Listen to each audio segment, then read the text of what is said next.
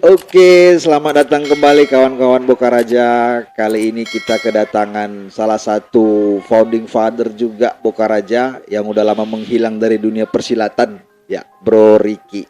Welcome, Nah, salam sehat. salam sehat. Selamat datang, brother. Selamat datang Gimana? kembali Apa di cerita channel. selama beberapa pekan ini nggak pernah nampak ke permukaan itu? Sibuk, Sibuk terus ya. sibuk. Tapi nggak lupa dengan apa kan rumah kita ini kan, Oh enggak lah, Bokaraja ini Bokar kan. aja nggak lupa. Oh, mantap. Always, Always always ya. selalu di hati. Jadi apa kegiatan sekarang ini Pak Cik? Bisa di-sharing sama teman-teman dulu. Masih sama seperti kemarin, masih sibuk di dunia projolan sepanjang jalan, masih main-main di rumput-rumput, Berarti masih sering juga ke alam, masih sering camping juga. masih terakhir minggu lalu. Oh, mantap ya. Kita aja nggak diajak kayaknya camping ini ya. Sibuk tapi pacik duanya kan, segan ngajaknya. Oke lah kalau begitu. Nah ini cerita soal camping kan. Nah untuk kawan-kawan semua kan sekedar informasi. Ini Bro Ricky ini habitnya itu di alam. Jadi Bro Ricky ini dulunya seorang apa istilahnya? Pramuka sebagai kakak pramuka apa istilahnya? Tepatnya binping lah, pembina pendamping. Pembina pendamping pramuka. Itu udah kemana aja tuh? Selama di dunia pramuka itu? Paling jauh cuman Cibubur. Cibubur. Cibubur. Udah berapa tahun? Dari tahun berapa itu? Bisa diingat nggak? Kalau Cibubur 2000 kapan terakhir kameramen? Yang waktu aku kapal ke Bali ya. 3 tahun lalu? 2018. Ya, Itu 2018. waktu ada Rainas di sana, Harmoni Nasional. Oh, 2018 ya. Ya. 2018. Tapi udah kategori nggak aktif ya pramuka ya, cuman main aja ke sana. Terakhir itu sempat juga melatih pelajar atau mahasiswa gitu, sempat juga. 2017 lah, di tempat asalnya aku lah. Di mana itu? Sibolangit. Oh, Sibolangit ya. Sibolangit, Itu ya. melatih ya. Melatih. Itu Sebenarnya kalau dibilang ngelatih, aku nggak suka dibilang pelatih nggak, tapi lebih suka dibuat apa ya? Kalau instruktur memang ada, kami apanya kan dulu kan pelatihan instruktur, jadi dibilang lebih enak disapa instruktur lah. Pelatih kayaknya terlalu high sama aku. Itu maksudnya di bawah naungan instansi atau pribadi atau gimana itu? Oh, nggak pribadi lah. Jadi itu gimana dari ceritanya? Lemdi Kacip Deli Serdang lah itu.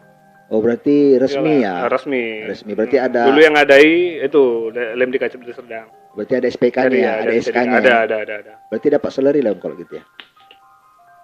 Enggak sebenarnya. Karena namanya kalau kita ngelatih pramuka ya itu dari hati lah. Cuman banyak orang kan menduitkannya sih. Ya gitulah.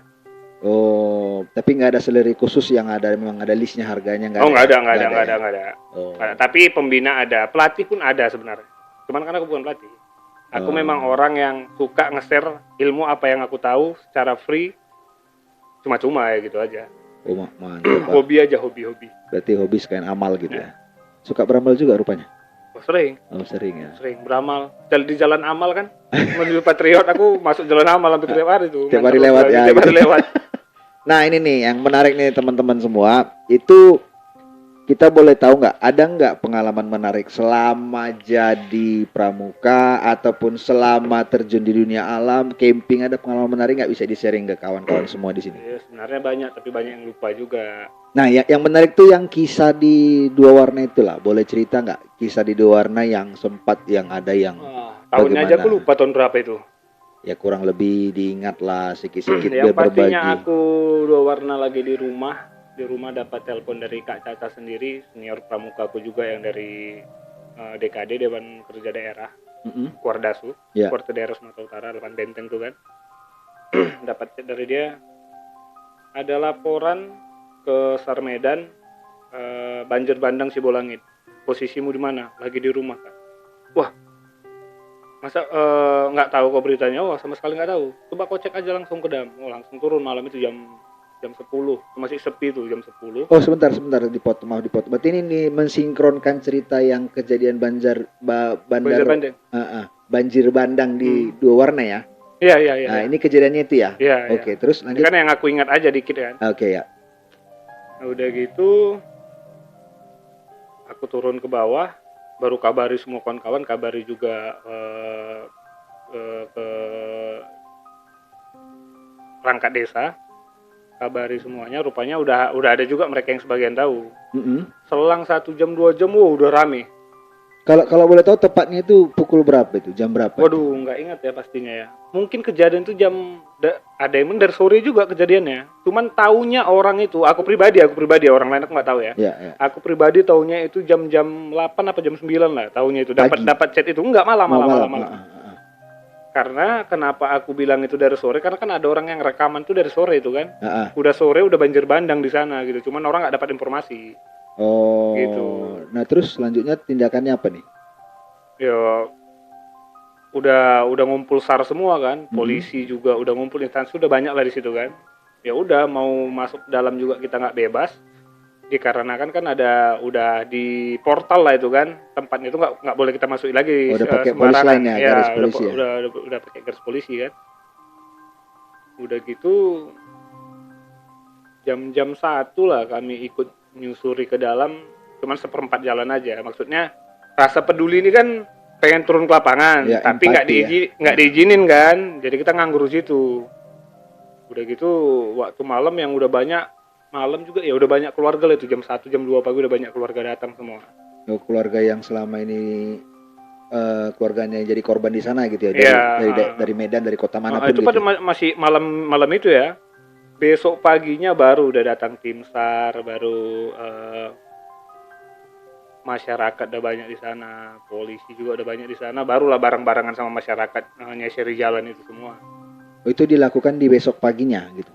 Besok paginya nyeser ke dalam. Iya. Nah, kalau boleh diceritain sama teman-teman tuh, dari posisi kita rumah di Sibolangit itu ke dua warna itu berapa kilometer atau berapa jarak tempuh lah? 2 jam dibilang jalan santai ya. Udah lupa juga sih ya. Tapi kayaknya 2 jaman lah. 2 jaman? Iya, aku udah berapa kali kesana tapi bisa lupa juga.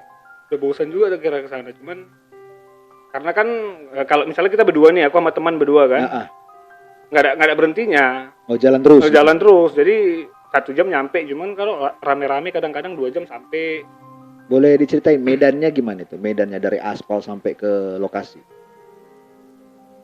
Mau nyampe 2 warnanya aja sih. Ya mungkin kita kalau jalan dari, kita bilang dari start dari base campnya ya, base campnya di sana, di dam itu namanya base campnya itu. Dari base camp masih biasa aja. 10 km kita jalan, barulah udah berasa itu apanya. Medannya ada yang terjal. Rusaknya dikarenakan karena sering dilalui orang ya. Udah gitu lumpur lah, tepatnya lumpur lah gitu aja. Oh, lumpur. Banyak lumpurnya ya. Tapi kan selama ini sering juga bawa pengunjung ke sana kan, jadi tour guide gitu ke dalam. Sering juga kan sebelum kejadian banjir bandang. Oh ya, nanti di-cut. Ya. Tapi ditayangin juga nggak apa-apa. Maksudnya gimana? Sebenarnya kok dibilang gitu apa ya? Kok dibilang tour guide sih enggak. Karena ada lapor-laporan di situ. Ada lapor-laporan. Tepatnya gini, aku persingkat, bawa teman iya ke sana gitu. Aku kenal teman pengen ke sana, iya aku bawa. Oh, bukan umum ya gitu. Kalau umum enggak, itu mungkin ada orangnya yang lebih berkompeten di sana gitu. Oh, ada. Kan ada registrasinya juga. Kalau misalnya kayak saudara Bro Dedi nih mau ikut sama kita, ya udah, mana ada bayar-bayar apa-apa kan. Ya udah, kita jadi jalur samping, jalur kanan gitu. Oh, berarti jalur khusus lah istilahnya. Iya. Nah, terus setelah kejadian di paginya terjun ke lokasi itu gimana ceritanya itu? Yang pastinya singkat ceritanya, pulang dari evakuasi, aku sama teman-teman ada yang nggak makan 2 hari, 3 hari gitu lah. Singkat ceritanya gitu lah. Maksudnya korbannya gitu? Atau ya kami yang evakuasi, aku pribadi sama teman-teman, karena tim rescue-nya gitu. Iya, karena kan waktu ngevakuasinya tuh kita tengok yang udah gak berbaju, badan luka, posisinya maksudnya telanjang gitu kan. Masih hidup atau udah jadi? Udah mayat lah. Udah mayat. Masih ingat nggak kira-kira berapa orang korban itu saat itu? Masih ingat nggak? Pokoknya banyak lah. Kebanyakan dari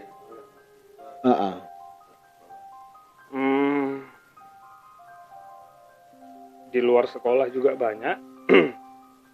Kita kan nggak tahu dia mahasiswa apa enggak kan, mana tahu dia pekerja gitu kan, kita Iya, nggak tahu kita dia sekolah apa enggak, tapi ya yang pastinya ya anak-anak remaja, anak-anak muda banyak. Oh berarti ada nggak yang mengikuti kegiatan contohnya yang resmi dari kampusnya ataupun dari Sepertinya nggak ada. nggak ada ya? Satu ya aku nggak bisa banyak cerita juga dikarenakan menjaga takut salah bicara kan dipublish gitu kan, nanti salah bicara jadi masalah gitu kan, jadi ya yang aku tahu simpelnya aku persingkat ya gitu aja sih. Yang pasti kalau ada kesalahan bisa dikoreksi gitulah kira-kira. Ya. Jadi gitu terjun ke lokasi melihat banyaknya mohon maaf itu mayat itu bergeletakan di tanah gitu tuh gimana perasaannya? Sama halnya wartawan orang lagi kena bencana ditanya perasaannya kayak mana Pak setelah mengevakuasi. Karena ada kemarin kayak gitu wartawan kan. Mau apa dijawab gitu kan? Kita aja nengok keluarga yang nangis-nangis aja udah nggak bisa apa ya, pokoknya keluarga nangis. Aku pribadi ikut nangis gitu karena keluarga dia nunggu step yang kami bawa jenazahnya gitu kan. Nengok orang tua aja langsung dibukanya tuh kan, tengoknya oh bukan gitu, sampai ditunggu-tunggunya keluarga dia yang berharap keluarga dia yang kami bawa itu gitu. Karena kan gini, basicnya kan sama sekali bukan aparat negara ataupun kita katakan tentara yang udah terbiasa ikut perang kan. Kalau mungkin secara gambaran secara pribadi lah masyarakat awam biasa yang ke lokasi melihat gitu banyak mayat bergelimpangan tuh perasaannya gimana? Shock kah, takut kah atau gimana gitu? Kalau takutnya enggak karena rame ya. Kalau shock iya gitu karena udah nengok telentang kan badannya keras gitu kan. Kaku ya berarti. Kaku kan? Kaku udah gitu. Udah bau, udah ada bau. Gitu. Udah ada yang berbau, udah ada. Enggak semua juga. Jadi waktu dimasukin ya kok takut sih ya pasti ada ya, manusiawi lah ya, rasa takut ada, cuman karena rame ya takutnya hilang udah gitu. Pokoknya dalam hati ini macam terbakar aja gitu, yuk cari semuanya sampai dapat yuk gitu. Yang penting karena keluarganya nunggu semua di atas gitu ya, berharap memang kita ngasih yang terbaik lah gitu, macam sok pahlawan gitu lah, pengen dapat semuanya gitu. Oh, berarti rasa empati tadi rasa empati sih yang buat takut tadi gitu ya. Benar. Jadi sempat juga itu nolongin mayatnya, dibantuin ngangkatin ke ya sempat lah, semua masyarakat sana kayak gitu semua lah. Pokoknya setiap orang yang turun ngevakuasi udah nggak pandang itu mau lumpur itu batu, dikorek semuanya pakai tangan kosong waktu alat belum datang semua kan hari pertama kan. Oh, jadi satu mayat 2 orang digotong gitu atau satu ya, orang? Enggak, pokoknya kalau untuk bongkar waktu gotong ya ada yang berempat pakai tandu kan, kanan kiri muka belakang kan, jadi 4 orang dibawa tandu gitulah. Pokoknya 4 lah, masih bawa 4. Kadang orangnya udah kurang jadi kan ada sarung apa itu kan sarung mayat kan. Itu kadang bawa berdua, itu pun berat gitu kan, nggak mungkin lah bawa berdua. Lebih banyak berempat pakai tandu. Ya? Proses evakuasi itu berapa lama itu? Dari tadi start dari jam berapa startnya nih, kita katakan jam berapa start? Pokoknya dari pagi jam 7 sampai sore jam 6. Besok kan berapa hari itu kan baru dapat semua, dan itu pun nggak dapat semua kan. Maksudnya gitu, setelah saya jam 6 sore balik lagi ke base camp. Baru besok pagi diulangi lagi lagi. Sampai proses berapa hari itu? Masih ingat nggak kira-kira? Enggak, tapi ada 5 sampai seminggu ada. Baru juga sampai kan ada yang nggak dapat sampai ada masyarakat kita sana, karena kita juga beragam suku kan. Ada yang ritual manggilnya ada juga. Di situ bukan pertama kali seumur hidup ya. Mungkin tak ketiga kali seumur hidup aku lihat ada yang ritual.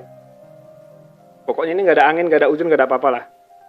Bambu itu tadinya biasa aja, tapi ketika bambu apa tanaman bambu, pohon-pohon gitu kan, pas di depan alat-alat ritual itu, bahan-bahan ritualnya, pas di depannya itu kan hutan-hutan itu kan, hutan-hutan yang tadinya nggak goyang tuh, tapi ritual dilaksanain, di situ merinding semuanya di situ. Maksudnya ritual dilakuin untuk nemuin korban berikutnya gitu? Gitu.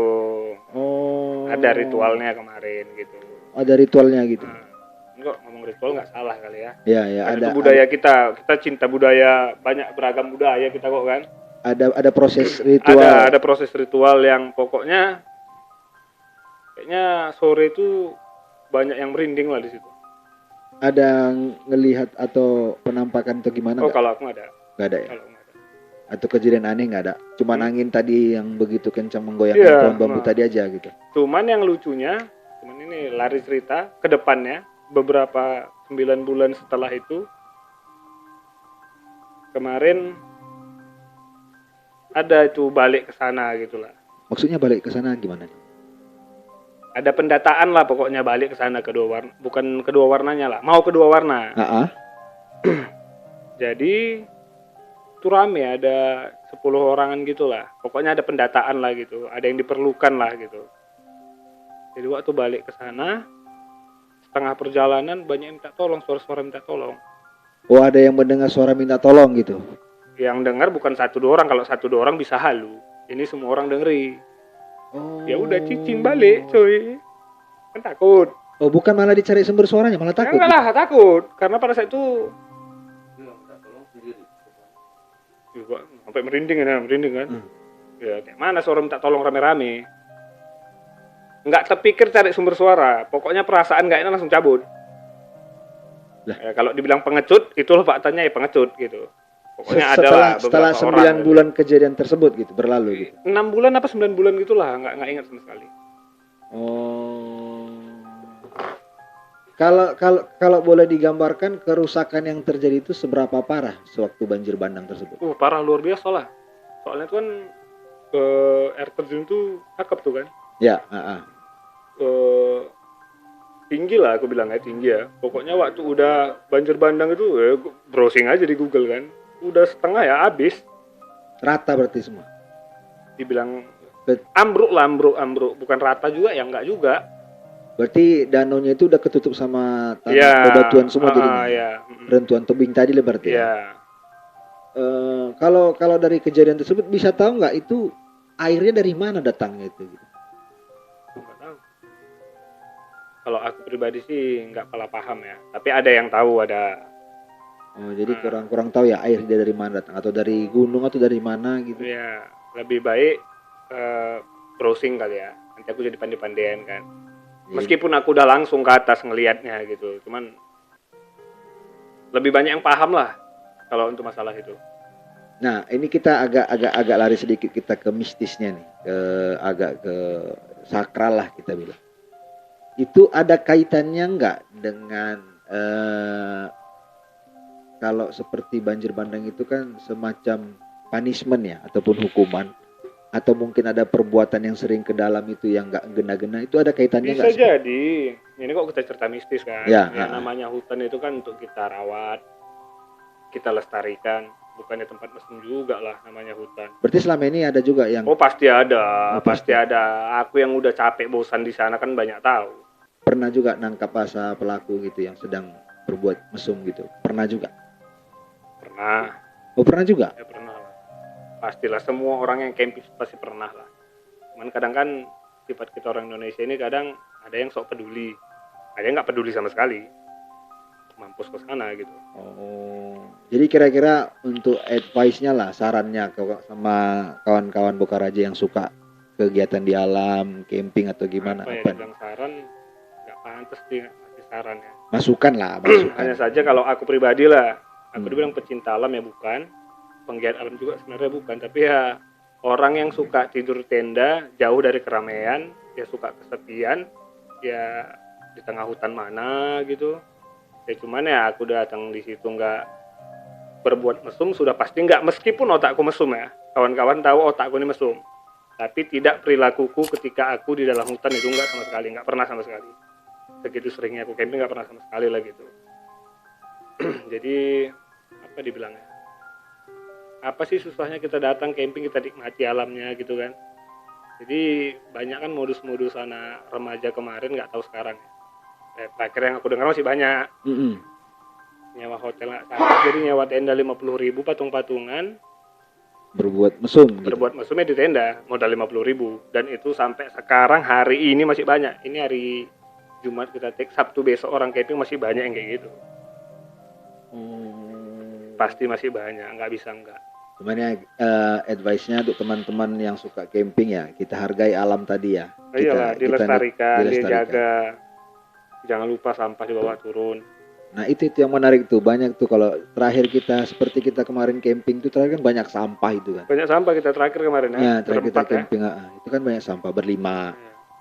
Oh sama Koko, Kita kan bawa apa Ya, raja bocah, paling bocah. kecil.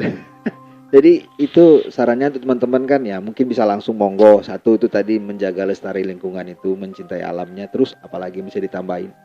Banyak sih ya. Browsing aja lah. Dan Bagaimana bisa mencintai alam. Soalnya aku sih simpel aja ya Bang ya. Aku suka alamnya, ya nggak aku rusak sih gitu aja. Aku suka alamnya, aku jaga. Aku belum sanggup menanam pohon, ya setidaknya aku nggak merusak. Gitu aja sih. Setidaknya aku nggak mau sama sekali merusak lah. karena etikanya pun di saat kita camping bikin api unggun pun itu dari kayu yang Sudah mati. sudah mati, Yang sudah mati bukan tentunya. merusak pohon yang hidup ya. Oh, bukan yang hidup. Kayak kita kemarin kan memang kita cari kayu yang sudah mati. Benar, Nah, benar. kan gitu yang udah tumbang. Ya, ya. Itu yang kita ganti-gantian berempat kita Gotong angkatnya. gotong angkatnya kan, segitu besarnya kita Iya, bawa iya, tuh iya, kan. betul. Nah, mending gitu kan. Berarti itu tadi Jadi itu teman-teman. jadi story kan, jadi story kita seru-seruan 4 orang angkat kayu itu kan. Batang pohon tuh ya. Batang pohon itu. Lumayan berat juga kemarin tuh ya. Padahal di samping tenda kan ada itu yang kecil-kecil bisa dibakar ya, tinggal potong aja kan, nggak ada yang tahu kan. Iya benar. Ya balik ke hati kita masing-masing. Benar, balik ke hati nurani masing-masing Iya. ya. Karena untuk teman-teman semua biar tahu ini Bro Ricky ini punya sifat yang sedikit gila, tanda kutip. Gilanya apa? Pernah camping sendiri 3 malam ya? 3 malam pernah, 2 malam pernah, 1 malam pernah. Dan itu sendiri di hutan. Entah ngapain nggak tahu lah. Pokoknya ada satu hobi yang tersalurkan karena segitu cintanya dengan alam. Pernah dia camping 3 malam di tengah hutan dan itu sendiri ya kawan-kawan ya. Tidak ada yang nemeni gitu. Lagi gabut istilahnya zaman sekarang ke hutan gitu ya. Tepatnya dulu karena putus cinta lah. Awalnya dimulai karena putus cinta. Galaunya gitu. Galau karena putus dulu cinta. kan anak-anak alay, kalau ingat sekarang ya jijik. Oh. Dulu awalnya itu yang buat berani juga itu. Jadi kalau sekarang masih berani. Masih juga, cuman kalau ada tujuannya. Kalau ada yang mau dicapai sesuatu Iya, gitu ya. iya. Paling enggak Bukan guru ya, Iyalah. bukan cari ilmu. paling enggak meditasi lah Ya, istilahnya karena kan. kita kan butuh kesendirian dari penatnya kota yang begitu ramai ini kan. Kadang butuh sendiri, nggak mau ada orang siapa-siapa, kita pengen cerita sama diri sendiri. Tapi ngapain sendiri di tengah hutan, Cuk? Kadang ya coba. Itu perlu dicoba tuh, nggak usah jauh-jauh, yang dekat-dekat aja. Kira-kira apa sih yang kawan-kawan lakuin kalau camping sendiri? Itu belum ada zaman handphone. Belum ada zaman handphone ya. Handphonenya tulit-tulit dong. Oh, masih yang belum ada istilahnya internet seperti sekarang WhatsApp apa gitu. Oh, nggak belum ada. Belum ada ya. BlackBerry juga mungkin aku yang katrok lama pakai BlackBerry, yang pastinya aku belum punya BlackBerry situ. Pokoknya masih handphone tulit-tulit. Tapi jangan disaranin buat yang pemula dong. Oh, Dia sama enggak, sekali nggak pernah ke alam tiba-tiba minta camping ke alam, Nggak boleh. pernah. Kan jangan. Cuman ya. belakangan banyak kan orang yang udah Bushcraft sendiri-sendiri, sekarang udah banyak lah orang memang sendiri banyak. Yang memang real sendiri banyak sekarang. Tapi itu bukan pemula kan? Bukan pemula yang udah ya Paling nggak sudah pernah 2-3 kali lah. Iya. Paling nggak usah kita kategorikan yang expert, tapi udah paham lah Iya. di alam situasinya kan. Karena untuk sendiri itu bagi pemula itu sangat berbahaya lah sebenarnya kan. Jadi kira-kira kedepannya apa planning nih? bukan planning sih, cuman dari kemarin emang udah di planning kan, ya kita aja yang di sini aja bertiga ini belum jadi kok. Untuk camping tadi ya? Iya. Kapan kira-kira? Ya ngikut waktu bapak-bapak lah. Kok ngikut waktu kita udah standby aja Pak Cik ya? Udah bingung dia, ada bingung. Enggak ada. Di studio tercinta yang termegah ini nggak ada minuman gitu ya. Ada kan tuh. haus kan narasumber kan. Ada di bawah itu. Tadi nggak disiapin tapi oke lah. Ada ini. Oke lah, sekian dulu lah, kita tutup lah pembincangan kita ini ya. Oke, siap. Untuk teman-teman, terima kasih banyak udah nyaksikan. Untuk sahabat kita Bokaraja dan juga Bro Ricky, sehat selalu. Oke, siap. Sukses Bokaraja. Sukses Bokaraja. Thank you guys.